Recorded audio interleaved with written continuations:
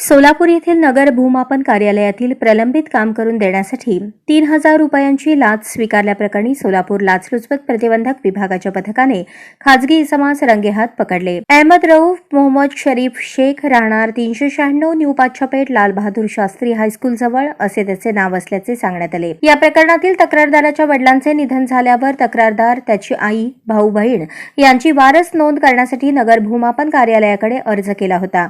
तक्रारदार त्या अर्जाचा पाठपुरावा करत असताना त्यांची रऊफ शरीफ शेख याच्याशी भेट झाली. त्याने ते प्रलंबित काम करून देण्यासाठी तक्रारदाराकडे 3,000 रुपयांची लाच मागितली. त्या तक्रारीची पडताळणी करून पोलीस उपअधीक्षक लाचलुचपत प्रतिबंधक विभाग सोलापूर गणेश कुंभार यांनी पडताळणी करून शुक्रवारी सापळा रचला. खाजगी इसम रऊफ शेख याला तक्रारदाराकडून 3,000 रुपयांची लाच स्वीकारताना इनामदार हॉटेलसमोरील रस्त्यावर रंगेहात पकडण्यात आले.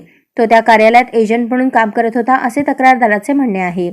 एसीबीच्या पथकाने रंगेहात पकडल्यावर त्यास ताब्यात घेतले.